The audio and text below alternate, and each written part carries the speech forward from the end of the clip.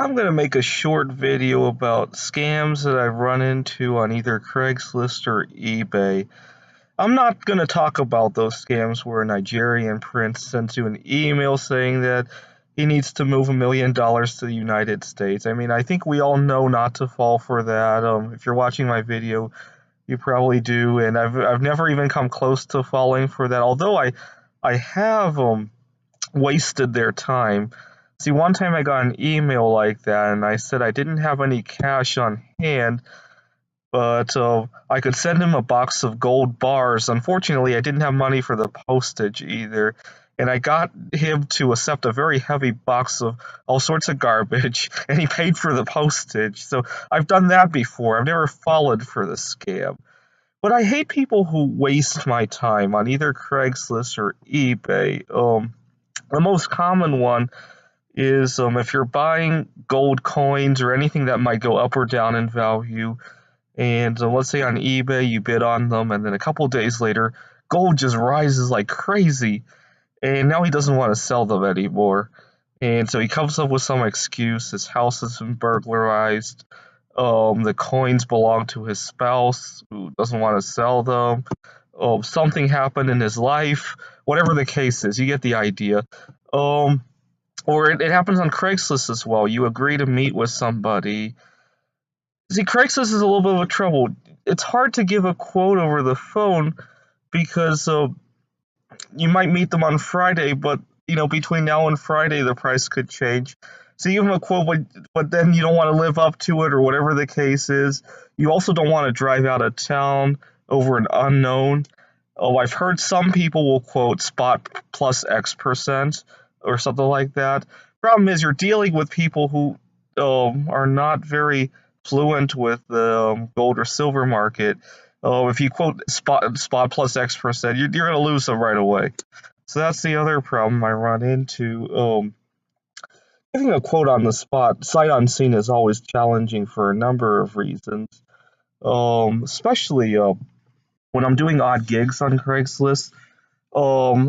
I've done tutoring. I've fixed people's computers. What else have I done on Craigslist? I've sometimes people need some kind of person for an event. The events I don't necessarily do for the extra income. Sometimes I also want to look for my future wife. Oh, I did an event one time where they needed somebody to act as a dealer for a casino night, and obviously that was a good chance to look for my future wife. But I also made some money doing that. Part of the problem with these gigs is that it might be a 2 or 3 hour gig at most, and you end up rearranging your schedule around it, right? If I know I'm going to do a casino night gig on Saturday night, and I know that it's in downtown Seattle, I might arrange a bunch of errands along the way, right? Or other things I might have to rearrange to different times of the day, especially other gigs.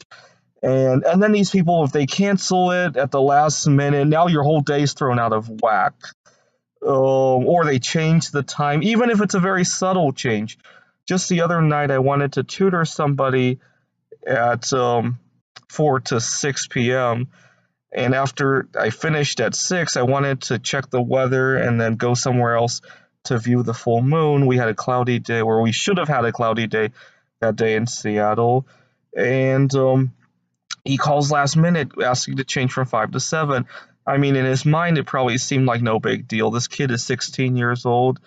You know, people see me still as a young boy. I just this girl just asked me out. She's 12 years old, and I mean, it was nice when that happened. But when people treat me as a 12-year-old when I'm doing tutoring, that could be a problem. See, 12-year-olds don't care if they switch from 4 to 6 to 5 to 7. Well, they might care that it keeps them anxious or something, but they're certainly not gonna care in the sense that, oh my God, it's messing with my other gigs, or it's messing with my errands or personal life. Uh, Anyways, so I think that's the problem. He didn't see me as a businessman, or even his parents probably saw me as a little kid. Um, and people, that's a little bit of a problem on Craigslist. It's a little bit anonymous. You can always treat the person at the other end of the computer line as a machine almost. I mean, you're interacting with them with a machine, so it's probably easy to mistake that as well. And so people want to change the time, or more egregiously, they email you to schedule a time only to hold down that time. Maybe they're not sure if they need somebody for this casino night event, or um, they're not sure if they can find a better tutor, or you're selling a coin, or maybe you're selling your car. They email you. They pretend to be interested just to hold down that deal while they search for other deals elsewhere. Right? I've seen that happen a few times. What else have I gotten recently involved in? Or people who they they shortchange you at the end of the gig because they hope that in the middle of the interaction, it's hard for you to open up. I used to do well, I still do, but I haven't had much luck with it recently. When I drive long distances, I would go on Craigslist to look for people to ride share with to share the cost. At the end of the trip, sometimes people would give me a hard time. They were short the money. They wanted to offer other services in place of the money. I had one girl who offered to have sex with me. She was unattractive to say the least. Um, and Other crap like that because they know that at the end of the trip, after you've gotten along with them, it's hard to say no. Um, I don't know why this girl thought I wanted to have sex with her. She ended up paying, but it made it very uncomfortable for me. Um, uh, I think I've learned that you have to learn not to get too attached to your clients. I think ride sharing really doesn't lend itself to that very well because you're closed up in a car and there's always going to be input, right? They want you to they want to stop to go to the bathroom. They Sometimes if the trip is long enough, there's decisions on which route to take. Um, Anyways, in the middle of a gig, it can be difficult to bring up the price. The other problem is sometimes when I'm doing these tutoring gigs, uh, if I'm dealing with somebody who's paying on their own, maybe it's a college student, I tend not to have this problem. When I'm dealing with a parent whose kid is getting tutored and the parent is paying, you run into these barriers where the parent is giving you a hard time. They're lowballing you. They're giving you a hard schedule. They're making you drive out of your way and all the rest. But the kid is really nice to work with, and you don't want to disappoint the kid. I run into this a lot. I almost feel like parents sometimes know how to play this game, and I've learned that when parents call me, not to give the price on the spot or the details on the spot, to actually meet them in person and be able to read a little chemistry before I give out all those details. I'm kind of stuck in a rotten deal right now over this. Part of the problem is I'm tutoring a 7-year-old, and first of all, the schedule is not that great. It is smack in the middle of what would be 3 consecutive days off for me. And when it might be a 1 hour session, but so much has to be rearranged in my life to accommodate that. The other problem is that they don't necessarily live far away, but they live a very dangerous drive away. Um, I don't know if this will make sense if you don't live in the area, but in the area I live in order to drive from my home, or technically my hangout place where I park my car at night, I live in my car right now. In order to drive from my home to their place, I have to get on a highway that has their right lane is the carpool lane, so I have to kind of cross over 2 lanes, right? Unless I can go on Craigslist and find somebody to ride share with, right? I got to cross over 2 lanes, and then I have to make a last minute lane change in order to get off and get onto a different highway, 405. And then on that highway, lanes constantly enter and exit. I'm trying to lay this out to say that in order to get to their place, I have to make a minimum of 7 or 8 lane changes. And every time I get there, it feels like I won a game of Russian roulette. And I mean, it's not just me. It almost taints my tutoring sometimes because I get there feeling very lucky to be alive. It taints the tutoring. Not to mention one of these days I might just have an accident. And I'm not even getting paid that much. If I have one accident, it wipes out everything that I made for the year pretty much. But I get along with the kid so well. He's 7 years old. We tried to meet elsewhere one time, but he's very easily distracted. 7-year-olds, they go anywhere else, a lot of stimuli, their eyes they start to wander. And I mean, I guess it will change when I have somewhere for them to come to. Um, but the mistake I made that I'm trying to highlight is that I answered questions too early before finding out the details of the deal. And perhaps the parent of his mother was very good at playing this mind game of twisting and making me feel guilty about quitting on the kid. Whatever the case is, I really despise it. It's happening a lot lately. I'm catching on to it. When people answer my ad for tutoring, they don't want to know my background, my degree, my credentials, where I live, anything. They want to know the price first. Oh, as soon as I pick up the phone, hey Andrew, I'm calling about your tutoring. Yeah, cool. What are you studying? Oh, what's your price? Right, something like that. Um, I think the reason for that is they want to lock in that price first, and then they can discuss all the other details. Right, then they can find out that what I have a degree, and then they can go run a background check if they want to. Right, or then they could talk to other people. If I give a, they want they want that first piece of information because that's the easiest to gauge, right? If somebody's posting a tutoring ad, they probably have the right credentials for it, but you don't necessarily know what their range is. Part of the problem with that is that I give a quote and then I realize that I have to play Russian roulette just to get to their home. I've never had two students that were the same, right? Some of them require you to play Russian roulette on the highway. Some of them love to cancel at the last minute. Some of them have such odd schedules that they cut into what would be consecutive free time, and then my own schedule changes, and what was a good time now doesn't become one anymore. Or like the other day, the sky changes. Actually, I didn't want to change my schedule over that. What had happened was that we had that one kid who wanted to change, and then the next night, I was going to watch the moon rising at 8:01, and I had another tutoring session from 7 to 8. I didn't have any sessions before that, so I decided to get to the kids' home on time. I got there at 6:52, and I'm kind of obsessed with keeping my watch synchronized. I synchronize against the NASA time all the time. Anyway, so I get there at 6:52, and this kid, he's in the middle of eating dinner, which is fine. I just wanted to start at 7 sharp so I can get out at 8 sharp and look and watch the moon rising. But his older brother uh makes him shove down his dinner like I guess they really like me. But whatever the case is, the kid almost choked to death over it.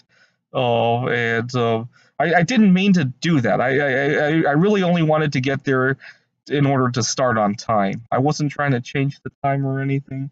You see the problem here. You can never know what you're going to walk into until you actually walk into it. The other problem I have with people quoting, people asking me for the quote, they go, "What's your hourly rate?" And the key word is hourly. They don't when they say that, it implies that when I go tutor them for an hour or two, that's the only time that's being committed away, which is far from the truth. I mean, oftentimes other activities have to be rearranged in order to accommodate that. Obviously, if I tutor somebody from 5 to 6, it's not like I can get another job at Burger King that is everything other than 5 to 6, right? I'm trying to make the case that a lot more is committed away once you commit to 5 to 6. But when they say hourly rate, it kind of It kind of diminishes their responsibility for the other commitments that I have to make in order to accommodate that. I mean, it's just it. I know it sounds like a semantics issue, but I feel that proper language would help with situations like that. Uh, I try to avoid using the word hour when I do give a quote. I try to phrase it in terms of, you know, this package will cost you how much, to avoid that problem, because what they're really getting is the package, right? I'm not sitting around selling my hours of my life, right? I would never do that, right? What else have I run into on Craigslist where people behave a little bit sneaky? Um, sometimes people leave out information on. I talked about this in another video before, actually. People leave out information on a Craigslist ad because they hope you'll call to ask for it, and it gives the deal a little bit of a momentum. I was looking at an apartment one time which was pretty much perfect, except they didn't mention smoking policy. I cannot take an apartment where people next door are smoking, even if it's separated by a wall. I could tell.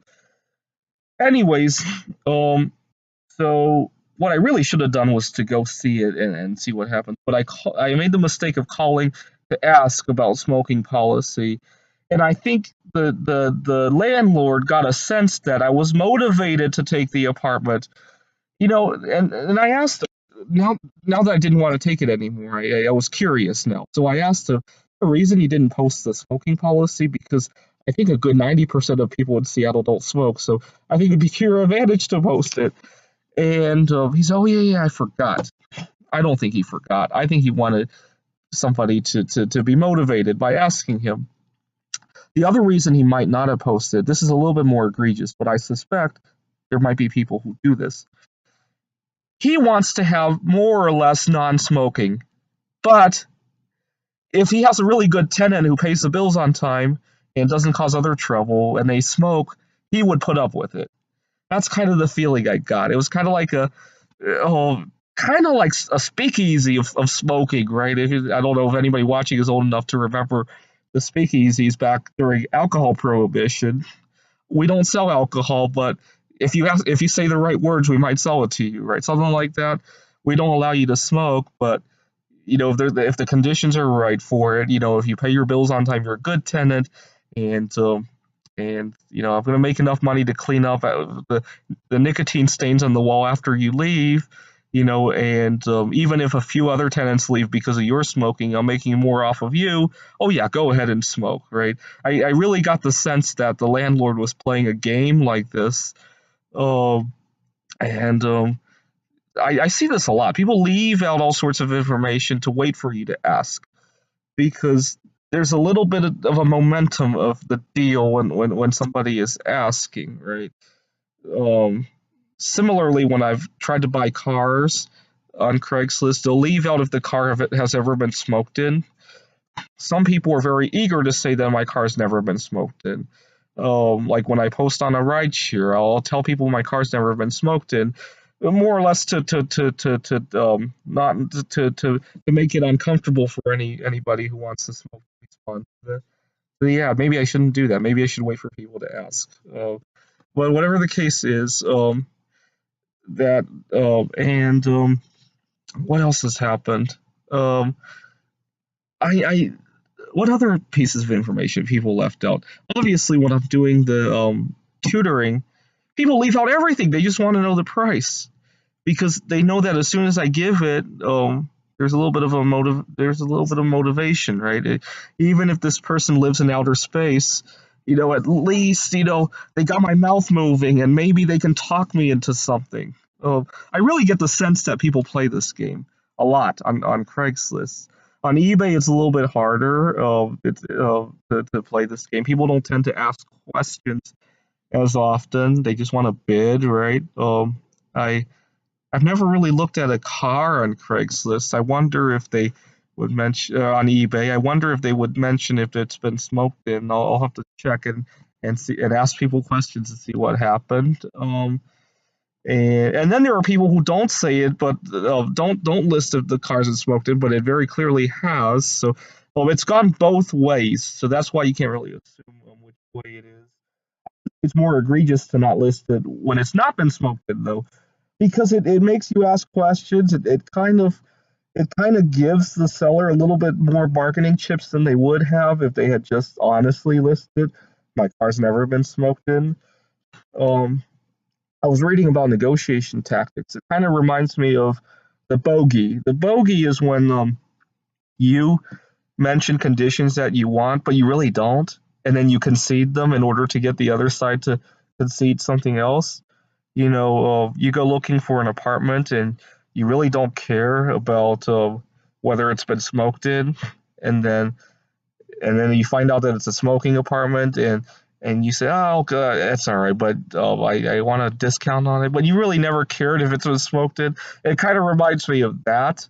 That happens a lot on Craigslist, I would say. You really can't tell when it's happening because you obviously can't read the person's mind if they're conceding something. What else has happened? Oh, yeah, Craigslist has this annoying problem where people play the sunk cost game. They get you to drive to their place and sell you something, and you get there and they said somebody else made a better offer because they know you're out your trip, right? Um, that has happened a few times.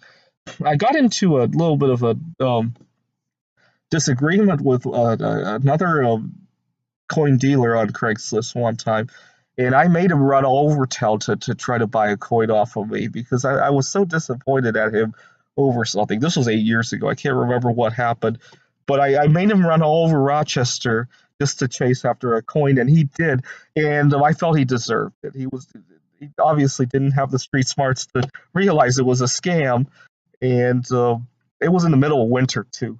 Uh, I'm just disappointed I didn't cause him to have a car accident. Because I felt he kind of deserved it. Um, what else has happened? Sometimes I well, I've already talked about this. People who make it uncomfortable for you to ask for what you need. When I do these odd gigs of the tutoring, sometimes we talked about cancellation and how I have to commit all this time, and even then they cancel. They don't want to pay for it. It's very difficult because I don't want to upset my clients. I had one client who said, his kid is he needed to go to his piano recital. But the kid is 7 years old. I know nobody's going to call him in the middle of the night saying, tomorrow, we want you to come play the piano. He's not that good yet. He will be someday. But, and then it dawned on me, they knew it ahead of time. And why didn't they tell me before then, right? Or people who ought to know that they should pay for cancellation. I had a ride share one time. Um, it required me to drive an extra 20 miles to pick him up. I was going to pick him up at a Starbucks near his home, and then he calls at the last minute saying that he had some family issue. I can't remember what it was, which is all right. I understand that. I'm obviously not going to force him to show if he has a family issue, but he obviously should know that he should pay for something, right? Maybe not the full amount because now I don't have to take a different path toward the other destination, right? But if it were me, right, if I needed a ride share, I didn't have a car for some time last year after my accident. If I called somebody for a ride share and I knew they had to change their plans and drive an extra 20 miles, I'd feel uncomfortable about not paying them. I'd at least offer to pay, right? To be honest, if this guy he had offered to pay, I probably would feel uncomfortable taking it. It was more the gesture that made me a little bit upset. And part of the problem is that it's hard to bring it up, right? Craigslist, it's not really formal contract. It's more like it's hard to explain. It's more like a social responsibility, right? You put somebody out of their way, right? Anyway, so it's really hard to get people like these to pay, is what I'm trying to say. And unfortunately, I would say a good 20 to 50% of the deals on Craigslist end up like this, right? I'm not sure about the piano recital. I think what happened is that we're dealing with somebody who's not very organized or whatever the case is. Yeah, people who are disorganized really tick me off. If somebody isn't paying well because they're financially constrained or some other matter, right? Or if they need an inconvenient time just because that's because of life, at least I'm contributing something there, right? But when I'm losing time because of somebody not wanting to be check the calendar to make sure they can actually make this event, or somebody just setting it up just in case, something else falls apart, and they don't tell me that's the situation. That's a complete loss, right? My loss no longer becomes anybody else's gain, right? Which is really annoying. Anyways, I'll just make a video to talk about all the problems I've run into on Craigslist and eBay. And if you know any solutions to deal with these, or if you've dealt with them before and found better ways, feel free to leave a comment. Thanks for watching.